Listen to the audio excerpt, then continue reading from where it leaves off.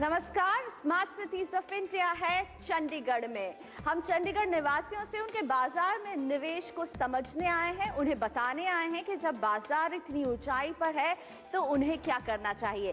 क्या ये सही समय है बाजार में एंटर करने का या फिर लंबे समय तक निवेशित रहने का। तो ये सारे सवाल हम रखेंगे अपने मेहमानों के साथ, लेकिन शेयर बाजार पर सभी की निगाहें टिकी हुई हैं। मई महीने से ही हवा बदली है। पिछले हफ्ते तो हमने सेंसेक्स को 28,000 पर जाते हुए देखा, वहीं निफ्टी 83,000 को छू रहा था। और जब बाजार इतना ऊपर हो और सारे एक्सपर्ट्स कह रहे हो कि ये महज ट्रेलर है, पिक्चर अभी बाकी है, 45,000 के स्तर को भी सेंसेक्स छू सकता है, तो आपके लिए इस समय जानना बहुत जरूरी है कि आप क्या करें ताकि इस बाजार में आप कमा सकें फायदा। मेरे साथ है मार्केट के दो expert, DD Sharma ji risk capital adviser से, बहुत स्वागत है शर्मा जी चंडीगढ़ में आपका। Ashutosh Sarna, director max growth capital private limited. तो दो मेहमान बहुत दूर से आए हैं सिर्फ चंडीगढ़ निवासियों के सवाल लेने के लिए। लेकिन शर्मा जी, फिलहाल जो सवाल सब पूछ रहे हैं, बाजार इतना ऊपर जा रहा है, ये सस्टेन करेगा, ये तेजी सस्टेन करने वाली है, क्या किया जाए? डर भी लगता है, गिरने वाला तो नहीं है जल्दी? देखिए, पहली बात तो ये है कि शेयर बाजार उन लोगों के लिए नहीं है जिनको डर लगता है। डर से तो आपको दूर हटना ही पड़ेगा। अब जहाँ तक फंडामेंटल्स की बात है, वो अब ये इंडिकेट कर रहे हैं कि ये रैली जो है वो सस्टेनेबल हो सकती है। पास्ट में जब जब ऐसा एनवायरनमेंट बना तो कुछ न कुछ ऐसी चीज़ें आ गई जिसके कारण मार्केट पंक्चर हो गया और वापस जो है एक मंदी में चला गया। चाहे वो 2008 में जो है वो वर्ल्ड क्राइसिस हो, चाहे उसके बाद में 2012 में जो गवर्नमेंट का पॉलिसी पैरालिसिस था, उसके कारण सब कुछ ठीक होते हुए भी हम वापस जो है वो मंदी की चपेट में आ गए। लेकिन अब फॉर्चुनेटली ऐसा लग रहा है कि हम एक सस्टेनेबल ग्रोथ पाथ पर हैं, और जब इकोनॉमी ग्रोथ पाथ पर रहेगी तो डेफिनेटली जो है हमारा मार्केट भी जो है वो सस्टेन करेगा। और सबसे अच्छी चीज़ ये है कि इस बार आपका डेमोग्राफिक तो पहले से ही बहुत अच्छा था। हमारी यंग जो है इंडियन पॉपुलेशन है जो डिमांड क्रिएट करती है, जॉब भी क्रिएट करती है, जॉब लेती भी है और कमाई भी करती है, तो वो सारी चीज़ें परचेजिंग पावर को बढ़ाती है। तो ये सारी चीज़ें पहले भी पॉजिटिव थी। लेकिन अभी एक अच्छी चीज़ जो इकोनॉमिकली मैं समझता हूँ बहुत अच्छी है, वो ये है कि क्रूड की प्राइसेस जो है टॉप से अभी करीब करीब 30% टूट चुकी है। और क्रूड हमारे लिए बहुत इंपॉर्टेंट है। क्रूड के कारण गवर्नमेंट को फ्यूल सब्सिडी बहुत ज़्यादा देनी पड़ती थी, जिसके कारण गवर्नमेंट के फाइनेंसेस स्ट्रेस में रहते थे, उसके कारण फिस्कल डेफिसिट बढ़ता था, करंट अकाउंट डेफिसिट भी बढ़ता था, क्योंकि आपको बहुत महंगे भाव पे ऑयल बहुत सारा इंपोर्ट करना पड़ता था, और ओवरऑल उसके कारण इन्फ्लेशन भी बढ़ता था, तो वो भी कंट्रोल में नहीं आता था। और जबकि ऑयल प्राइसेस अब टूटी है तो उससे ये सारी चीज़ें पॉजिटिव हो गई है। और बाकी जो डेमोग्राफिक का जो डिविडेंड है वो मैं समझता हूँ अब जो है इंडिया लेने के कगार पर है। तो जो लोग ये स्वीट आंसर, जो जी हाँ, मैं यही कहने वाला हूँ, लास्ट लाइन मेरी यही है कि आप ये नहीं सोचें कि ये पीक है, ये टेक ऑफ पॉइंट है।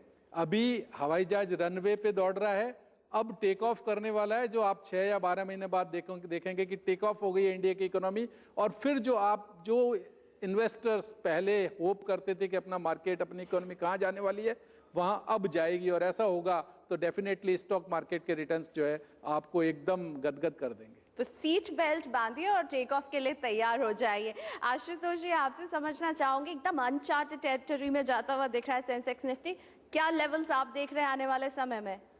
जी बिल्कुल, जैसे शर्मा जी ने कहा कि टेक ऑफ करने वाली सिचुएशन में हम, बिल्कुल मैं समझता हूँ। एक 7 इयर्स का टेक्निकली हम अगर पीरियड देखते हैं तो टेक्निकली 7 इयर्स का हमने रिसेशन पीरियड भी पीछे देखा है।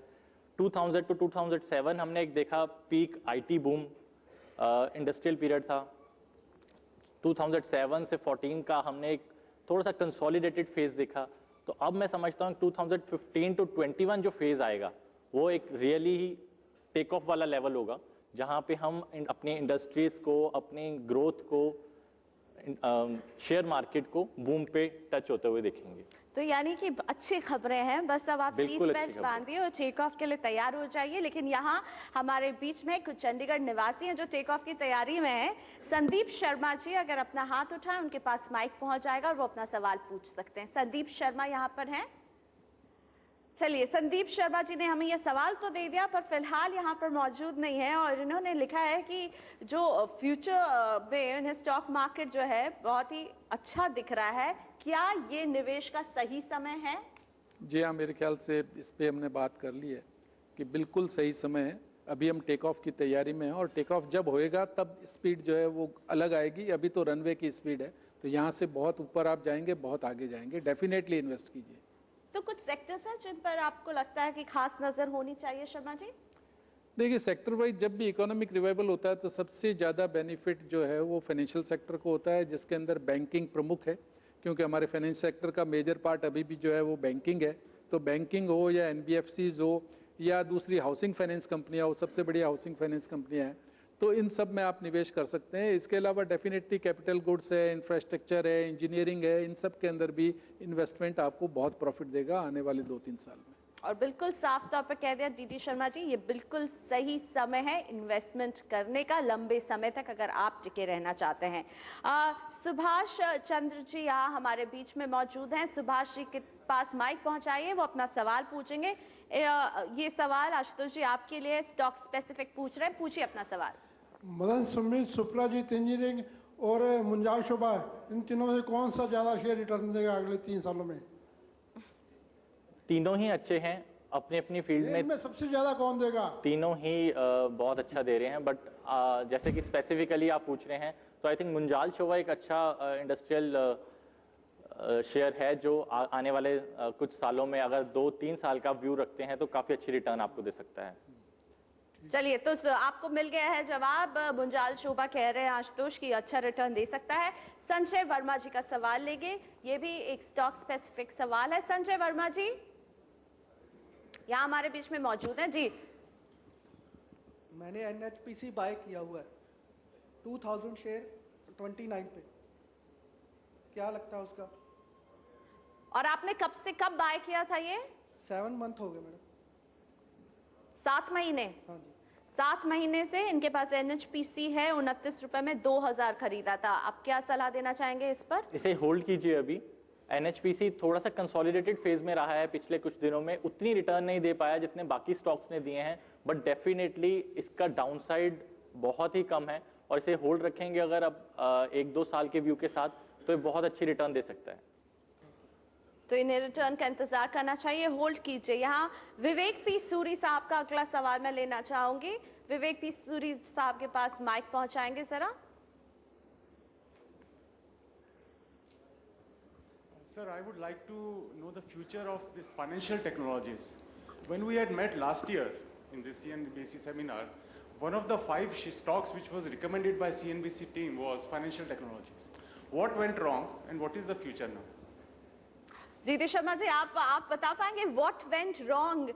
ये सवाल जो है काफी डरावना रहता है, स्पेशली शेयर बाजार में। सो व्हाट वेंट रॉन्ग, और सलाह भी कुछ दें इन्हें। देखिए, चीज़ें गलत हो सकती है और क्या रॉन्ग गया मेरे ख्याल से सबको मालूम है, वेल पब्लिश्ड है कि फाइनेंशियल टेक्नोलॉजी में क्या हुआ। उसकी सब्सिडरी NSCL जो है वो प्रॉब्लम में आ गई है और उसके कारण जो है फाइनेंशियल टेक्नोलॉजी भी, और अब तो जो गवर्नमेंट ने एक रूलिंग किया कि NSCL को ज़बरदस्ती वो फाइनेंशियल टेक्नोलॉजी में मर्ज कर देंगे, वो मेरे ख्याल से नेगेटिव है, एक रॉन्ग प्रेसिडेंट है और उसके कारण जो है इसके ऊपर और प्रेशर रहेगा। मैं आपको एक छोटा सा 2 मिनट और लूँगा कि लास्ट ईयर इसी समय के आसपास फाइनेंशियल टेक्नोलॉजी और MCX दोनों नीचे गिरे थे। फाइनेंशियल टेक्नोलॉजीज में ये सारे इशू उस समय भी थे और मैंने जो मेरे क्लाइंट्स थे या मेरे नियर एंड डियर थे जिन्होंने कहा कि यार ये दोनों इतने ज़ोर से गिर गए, कहाँ इन्वेस्ट करूँ, मैंने सब लोगों को MCX में इन्वेस्ट कराया, क्योंकि MCX में मुझे पता था कि सिर्फ फाइनेंशियल टेक्नोलॉजी की कम होल्डिंग है, माइनॉरिटी होल्डिंग है और वो भी अल्टीमेटली निकलने वाली है रेगुलेटर के जो इंस्ट्रक्शंस थे उसके हिसाब से। तो MCX को कोई प्रॉब्लम नहीं आने वाली थी, वो सेंटिमेंटली गिरा था और फाइनेंशियल टेक्नोलॉजी प्रॉब्लम में गिरा था। अगर आप गिनाने चाहें तो मैं यहाँ इतना टाइम नहीं है, बता सकता हूँ।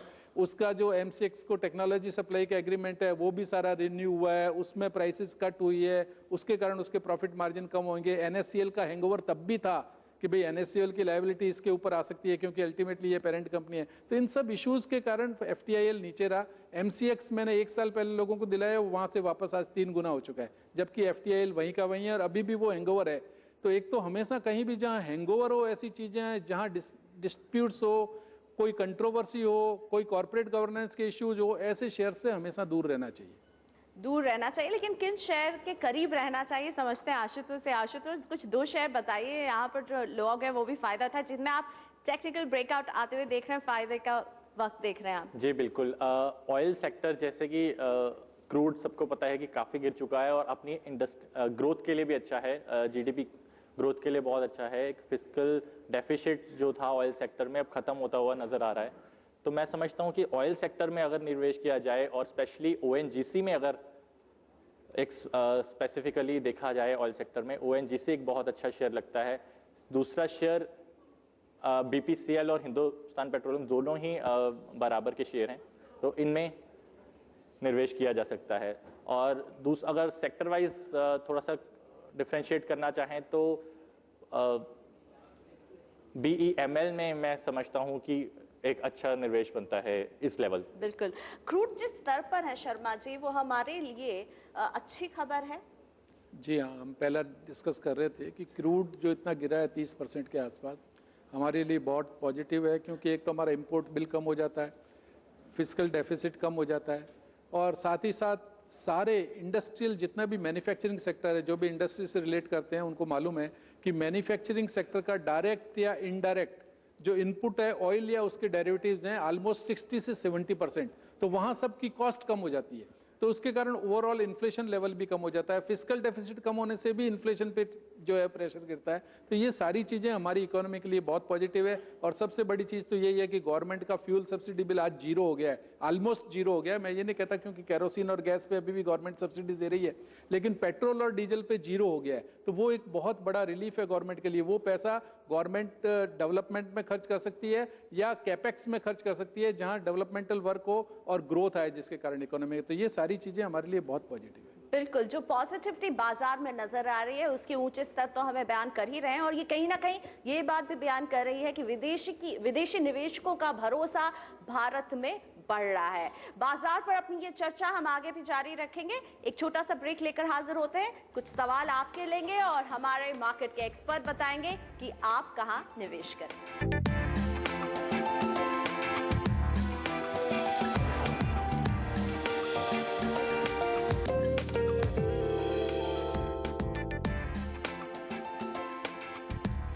Welcome back. Smart cities of India है चंडीगढ़ में, और हम यहाँ बाजार की ऊंचाई में आपको क्या करना चाहिए और क्या ये सही समय है आपके लिए बाजार में एंटर करने का, इन सारे सवालों को रख रहे हैं अपने दो मार्केट एक्सपर्ट के साथ। मेरे साथ जीती शर्मा जी बने हुए हैं, आशुतोष सन्ना है और हैं चंडीगढ़ के निवासी, जो बता रहे हैं कि उन्हें निवेश करना कहाँ अच्छा लगता है और किस तरह की चिंताएं हैं उनके मन में फिलहाल। कुछ सवाल लेंगे। पीजीएस त्रेहन जी हमारे साथ हैं और इनका सवाल रखेंगे एक्सपर्ट्स के सामने। त्रेहन जी के पास माइक दें प्लीज। रिलायंस ब्रॉडकास्टिंग और रिलायंस कम्युनिकेशन के बारे में आजकल कोई खबर नहीं आ रही, so what's happening to that? Sharma ji, Reliance broadcasting और रिलायंस कम्युनिकेशन जी को लेकर के त्रेहन जी की चिंता है, कोई खबर नहीं आ रही है। देखिए, रिलायंस ब्रॉडकास्टिंग के बारे में तो मुझे भी कुछ मालूम नहीं है। रीज़न ये है कि बहुत छोटी कंपनी है और डीमर्ज होके जब बनी थी तो उसके बाद में कोई इसका शायद इतना कुछ एक्शन रहा नहीं, तो वहाँ मुझे भी कुछ नहीं मालूम है क्या है। लेकिन रिलायंस कम्युनिकेशन की जहाँ तक बात है, वहाँ तो मेरे ख्याल से खबरें भी है और कंपनी काफ़ी एक्टिव है। और एक बार जो लास्ट ईयर जो एक बार इसके प्राइस के अंदर जो सिग्निफिकेंट अप्रिसिएशन आया था, जो पूरा का पूरा इनका चेंज हुआ था एक तरह से, क्योंकि इसने अपने जो टावर्स थे वो शेयर किए हैं रिलायंस जियो के साथ में, और ऐसा न्यूज़ थी कि मुकेश भाई के साथ में अनिल भाई का कुछ एक पैचअप हो गया है, जिसके कारण वहाँ से इनको काम मिल रहा है, बिजनेस मिल रहा है, और उस बिजनेस के कारण रिलायंस कम्युनिकेशन की जो फाइनेंशियल पोजीशन है वो इम्प्रूव होनी शुरू हुई है, अभी भी हो रही है। साथ ही साथ टेलीकॉम बिजनेस एज सच जो है इम्प्रूव हो रहा है। हालांकि वॉइस के अंदर इतना ज़्यादा इम्प्रूवमेंट नहीं है, लेकिन डाटा के यूजेस बहुत ज़्यादा बढ़ रहे हैं। अभी रिसेंटली जो एयरटेल की परफॉर्मेंस आई है उससे इंडिकेशन मिलता है कि डाटा यूजेस जो है इंडिया में ऑलमोस्ट 70% की रेट से ग्रो कर रहे हैं। तो वही चीज़ रिलायंस कम्युनिकेशन के लिए भी लागू होती है, तो उसके कारण ओवरऑल जो टेलीकॉम का आउटलुक है वो भी इम्प्रूव हो रहा है। हालांकि एक बार बहुत सिग्निफिकेंट अप्रिसिएशन के बाद में शेयर अभी कंसोलिडेट हो रहा है, लेकिन मुझे नहीं लगता कि यहाँ से शेयर कोई नीचे जाएगा। हो सकता है 3 महीने 6 महीने और कंसोलिडेट हो, उसके बाद में आपको रिलायंस कम्युनिकेशन में वापस एक अप्रिसिएशन देखने को मिलेगा। वो नेक्स्ट लेग ऑफ ग्रोथ आएगी, उसके कारण होगा। एसएस चलाना जी हमारे बीच में है, अपने स्टॉक को लेकर चिंतित हैं आप। चलाना जी बताइए, क्या चिंता है आपकी? साइंसेज का, इसको रखना चाहिए या बेचना चाहिए? मेरे पास 2000 शेयर्स हैं और सिंस 94 से होल्ड कर रहा हूँ। अच्छा, 2000 शेयर हैं सुवेन लाइफ साइंसेज की, क्या करना जी चाहिए? बिल्कुल इसे रखना चाहिए। आगे आने वाले दिनों में फार्मा सेक्टर, लाइफ साइंसेज काफ़ी अच्छा ग्रो कर सकता है। जैसे हमने अभी थोड़ा सा देखा कि यूएस के साथ हमारे टाइप्स अच्छे होने लगे हैं, तो FDA अप्रूवल्स और ये इसकी भी एक सिंगल विंडो क्लियरेंस हमें ज़रूर मिलेगी आने वाले समय पे। और लाइफ साइंसेज और फार्मा सेक्टर में मैं समझता हूँ बहुत अच्छी ग्रोथ मिल सकती है। तो इसमें आप बने रहिए, चलाना चाहिए, इसमें आपको अच्छी रिटर्न मिलेंगी, थोड़ा लंबे समय तक इसमें जरूर रहिए। NS छाबड़ा जी यहाँ पर हमारे बीच में, NS छाबड़ा जी का सवाल लेना चाहेंगे।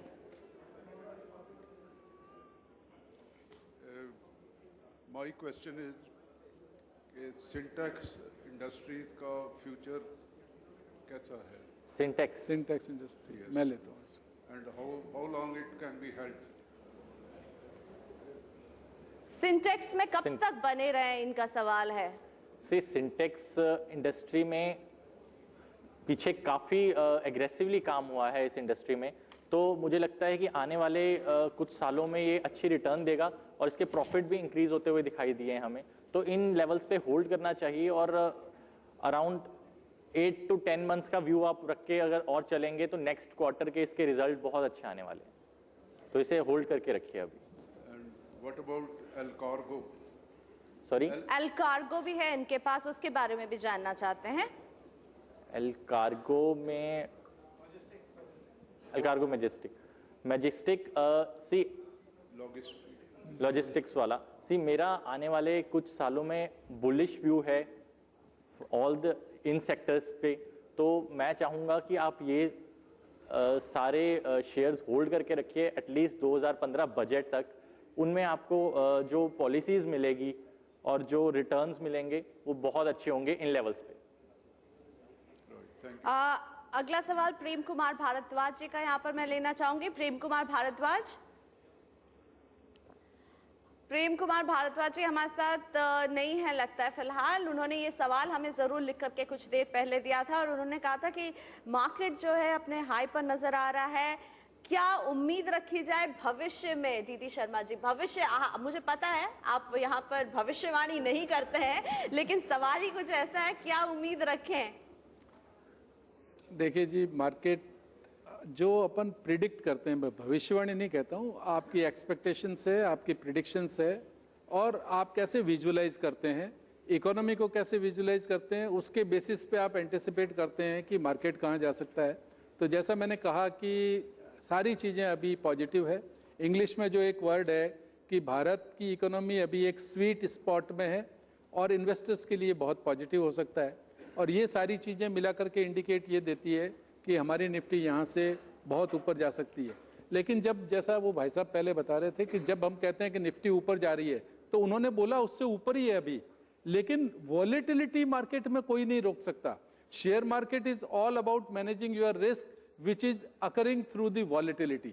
अगर आप वॉलेटिलिटी को अगर आप फेस कर सकते हो तभी आप शेयर बाजार में आओ। इसलिए जैसे आपने सुना होगा, मैंने जब पहला जवाब दिया तभी ये कहा कि अगर आप बोल्ड नहीं है, अगर आप रिस्क नहीं ले सकते तो शेयर बाजार आपके लिए नहीं है। आप बैंक में फिक्स डिपॉजिट में डालिए या गवर्नमेंट सिक्योरिटीज में पैसा डालिए। बिल्कुल, और वैसे भी पंजाब में तो दिल शेर का होता है, तो ये जो शेर दिल है वो अगर घबरा जाए निफ्टी के स्तर से। शर्मा जी बहुत मशहूर है अपने जैकपॉट शेयर्स के लिए, तो ये फायदा हमें जरूर उठाना चाहिए ऐसे समय में। 2 जैकपॉट शेयर जिसमें हम लंबे समय तक निवेश करके बैठ जाएं और अच्छे रिटर्न की उम्मीद रखें। देखिए, इकोनॉमी चूंकि बहुत अच्छी ग्रो होने वाली है और ये ग्रोथ मैंने जैसा कहा पहला फाइनेंशियल सेक्टर में रिफ्लेक्ट होगी। सब पहले फाइनेंशियल सेक्टर में आपको उसकी परफॉर्मेंस दिखाई देगी और उसके अलावा आपको इंफ्रास्ट्रक्चर, इंजीनियरिंग और कैपिटल गुड्स इन सब में दिखाई देगी। तो इसी से रिलेटेड 2 शेयर जो बेस्ट शेयर हैं, बड़े शेयर हैं, उनमें अगर आप इन्वेस्ट करके भूल भी जाएं, सो जाएं, बच्चों के लिए छोड़ दें, तो भी मैं समझता हूँ कोई दिक्कत नहीं होगी। 2 शेयर मेरे हैं, स्टेट बैंक ऑफ इंडिया और लार्सन एंड ट्यूब्रो। इनको अगर आप लेकर के और भूल जाते हैं, आपको कुछ भी करने की जरूरत नहीं है। वॉलेटिलिटी से मत डरिए, कभी SBI 200 रुपये नीचे आ जाएगा, कभी L&T 300 रुपये नीचे आ जाएगा, उससे कोई फर्क नहीं पड़ता है। L&T 5 साल में क्या होगा ये आपको देखना है, 3 साल में क्या होगा। कम से कम फिक्स डिपॉजिट आप घर की 2 साल 3 साल कराते हैं, उतनी मान के चलिए और फिर इसका भाव देखिए। मेरे ख्याल से यू विल बी सेटिस्फाइड। चलिए, बहुत शुक्रिया। डरिए नहीं, ये डी शर्मा जी की राय शुरुआत से लेकर अंत तक रही। आप दोनों का यहाँ मैं धन्यवाद करना चाहूंगी मार्केट से जुड़ी इतनी सारी बातें, इतने सारे टिप्स देने के लिए। तो फिलहाल इस सेगमेंट में हमें ये इजाजत दीजिए, लेकिन हम अगले घंटे में हाजिर हो रहे हैं ओमैक्स के smart city of India Chandigarh series में चंडीगढ़ पर बात करने के लिए कि आखिर ये प्लान्ड सिटी कैसे स्मार्ट सिटी की तरफ कदम बढ़ा रहा है, क्या कमियां हैं, क्या संभावनाएं हैं, क्या कुछ किए जाने की जरूरत है। तो वापस आइए चंडीगढ़ के पोटेंशियल को पहचानने के लिए।